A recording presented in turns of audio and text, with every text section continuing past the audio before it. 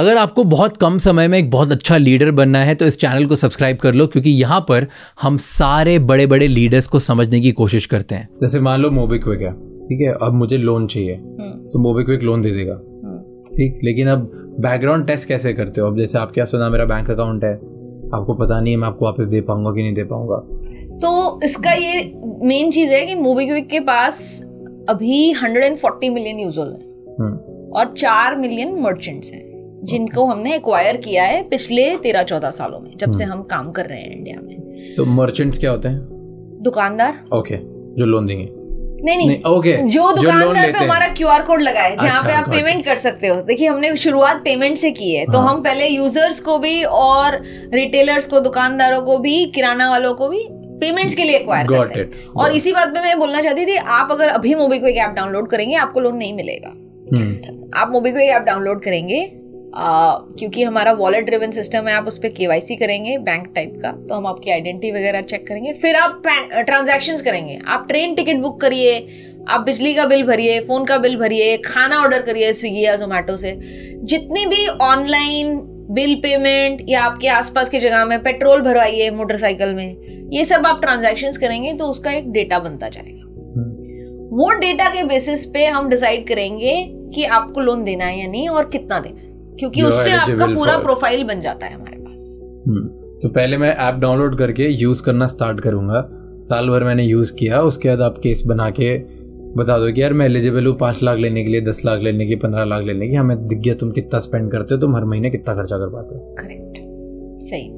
Okay, सो ये इसका कोई मैथ होता है? कैसे होता है? लाइक हाउ डू यू, अब कोई इंसान, जैसे मान लो मैं हूँ, ठीक है, अब मेरी इनकम की मान लो मैं 1 लाख रुपए कमाता हूँ, ठीक है, लेकिन मैं खर्चा मोबीक्विक से सिर्फ 500 रुपए करता हूँ, तो मुझे लोन टेक्निकली ज्यादा मिल जाना चाहिए। नहीं, तो हम सिर्फ आप जो मोबीक्विक पे कितना खर्चा कर रहे हो वो नहीं देख रहे हैं, हम आप बाकी क्या खर्चा कर रहे हो वो भी देख रहे हैं। तो हमने मोबीक्विक में बहुत सारी चीज बना ली है, स्पेंड एनालिसिस बना लिया है, तो लोग अपना बाकी अकाउंट्स कनेक्ट कर देते हैं। आप मोबीक्विक से UPI पेमेंट्स भी कर सकते हो, तो हम आपके UPI ट्रांजैक्शंस भी देखते हैं। हमने अकाउंट एग्रीगेटर फ्रेमवर्क भी सेटअप कर लिया है, तो हम डेटा सिर्फ हमारी पेमेंट का नहीं कलेक्ट करते हैं, आप जितना भी स्पेंड कर रहे हो डिजिटली, हम वो सब फिगर आउट करने की कोशिश करते हैं।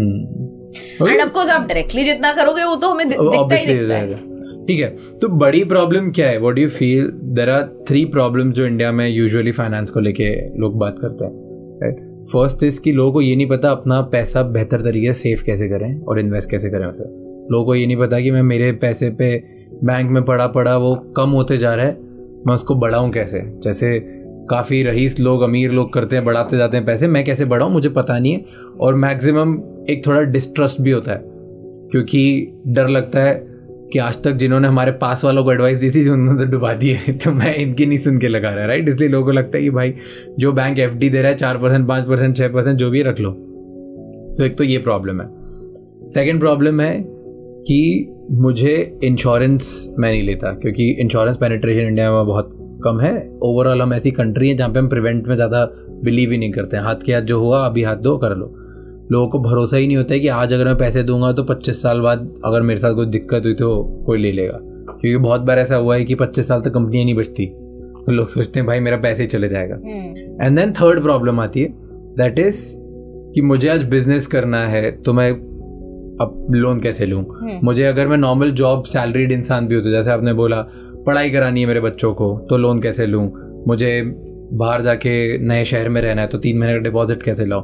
और इवन इनफैक्ट छोटी चीज़ की मुझे अब इस दिवाली है, मेरे को बड़ी टीवी खरीदनी है, मुझे मिक्सर खरीदना है मुझे, तो उसके लिए छोटे छोटे EMI में कैसे लूँ, राइट? ये तीसरी लोन वाली प्रॉब्लम है कि मैं पैसा आज एडवांस में कैसे ले लूँ, क्योंकि मेरे पास तो सैलरी हर महीने 1 लाख रुपए आ रही है या 10,000 आ रही है, 25,000 आ रही है, मैं धीरे धीरे 500, 1000 करके भर दूंगा। सबसे बड़ी problem what do you think is India की? ये तीनों ही प्रॉब्लम बहुत बड़ी है।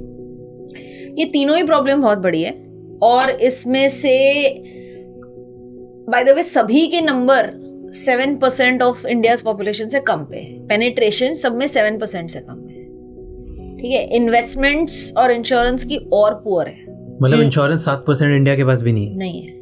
और मैं सिर्फ जो आप बोल रहे हो टर्म लाइफ इंश्योरेंस की, अगर मेरी मृत्यु हो गई तो मेरी फैमिली को कुछ मिल जाए, उसकी बात नहीं कर रही हूँ। मतलब आप हेल्थ इंश्योरेंस, स्कूटर इंश्योरेंस सब कुछ मिला लो, ये सब कुछ मिला मिला के सबके नंबर्स बहुत कम है, यही मैं सब मिलाने के बाद भी 7% नहीं। देखिए हम बबल में रह रहे हैं। शहरों में जो लोग टॉप 100 मिलियन मतलब टॉप 10 करोड़ जो लोग हैं वो अपने बबल में रह रहे हैं। हमें सोचना चाहिए, याद करना चाहिए हम कैसे रहते थे 10-15 साल पहले, और इंडिया की मैक्सिमम आबादी आज भी वैसे ही रह रही है। अभी तक उनके पास सब कुछ नहीं पहुंचा है। हम लोग थोड़ा पढ़ लिख के आगे बढ़ गए लाइफ में। अभी 500 मिलियन लोग वही ब्रिज क्रॉस करके अगले 10 साल में वहां पहुंचेंगे, होपफुली थैंकफुली, जहां अभी हम पहुंचे हैं। ये बेसिक फाइनेंशियल सिक्योरिटी है जो नहीं है लोगों के पास, ठीक है ना। तो आपने बोला कौन सी प्रॉब्लम बड़ी है, मतलब मुझे तो सारी प्रॉब्लम्स बड़ी दिखती है। अभी हम मोबीक्विक में 2 प्रॉब्लम्स पे सॉल्व करने की कोशिश कर रहे हैं। एक कि लोगों को पैसा इन्वेस्ट करने की सिंपल एडवाइस कैसे दी जाए। तो मतलब प्रोडक्ट्स हम नहीं बनाते, प्रोडक्ट सब बैंक बनाता है। हमारा एज अ फिनटेक क्या काम है कि प्रोडक्ट्स को क्यूरेट करो, सिंप्लीफाई करो और ऐसे तरीके से प्रेजेंट करो कि आम इंसान को, जिसने 10वीं 11वीं 12वीं तक भी पढ़ाई की है, उसको समझ में आना चाहिए कि आप कैसे कर सकते हो। और एग्जांपल दो। जैसे अब हमारे प्लेटफॉर्म पे अगर आपको इन्वेस्ट करना है तो आप बहुत सिंपल चीज है, आप डिजिटल गोल्ड में इन्वेस्ट कर सकते हो, आप म्यूचुअल फंड्स में इन्वेस्ट कर सकते हो। उसमें हम आपको बताएंगे कि अगर आपको एकदम सेफ रहना है तो आप इनमें इन्वेस्ट करो, अगर आपको थोड़ा रिस्क लेना है बट आपका रिटर्न भी हाई आएगा तो आप ये बंडल में इन्वेस्ट करो। फिर हमने कुछ ऑल्टरनेटिव डेट प्रोडक्ट्स भी डाल दिए जिसमें आप 10-12% भी कमा सकते हो। अब हम उसमें और प्रोडक्ट्स भी ऐड करने वाले हैं, बिकॉज हमें दिख रहा है कि जो यंग इंडिया है वो कोई गांव में भी हो, अगर उनको कोई जरिया मिल रहा है जिसमें वो सेफली थोड़ा ज्यादा पैसा कमा चाहते हैं तो उनको कमाना चाहिए। बिकॉज मान लीजिए अभी किसी ने कॉलेज से पढ़ाई खत्म की है और वो कोई जॉब कर रहे हैं, कॉल सेंटर में जॉब कर रहे हैं, 30-35 हजार उनको मिल रहा है, वो कुछ कुछ पैसे जोड़ रहे हैं, मे बी उनको आगे पढ़ाई करनी है, मे बी उनको अपना बिजनेस डालना है, तो वो पैसा 5-6% पे क्यों पड़ा रहे, जो भी वो जोड़ पा रहे हैं। हर महीने 5,000 भी अगर आप जोड़ रहे हो उसको कंपाउंड करो ना यार, आप बेस्ट रिटर्न गेन करने की कोशिश करो। अब शेयर मार्केट में लगाने के लिए आपको बहुत ज्यादा एनालिटिकल होने की जरूरत है, अब सबके बस का नहीं है वो। तो ये हम करने की कोशिश कर रहे हैं कि सिंप्लीफाई इन्वेस्टमेंट्स पे हमारा एक फोकस है, और दूसरा फोकस हमारा जो आपने कहा डिफरेंट लोन की नीड्स है। कुछ लोगों को लोन चाहिए 15-20 दिन के लिए या 30 दिनों के लिए, और कुछ घर के लिए ही लाना है और वो अगली सैलरी आने पे पे कर पाएंगे, तो वो उनके लिए। कुछ लोन्स हैं जो लोगों को कोई बड़ी चीज लेनी है और वो 12 महीने या 2 साल में ही पे करवाएंगे हर महीने किस्त के, तो उस टाइप के पर्सनल लोन प्रोडक्ट। फिर जो हमारे दुकानदार हैं हमारे नेटवर्क में, जिनको हमने जो हमारे साथ जुड़े हुए हैं, पेमेंट्स हमारे मोबीक्विक के थ्रू एक्सेप्ट करते हैं, तो उनके लिए भी अब प्रोडक्ट्स हम बना रहे हैं ताकि उनको भी वर्किंग कैपिटल लोन्स इजीली मिले।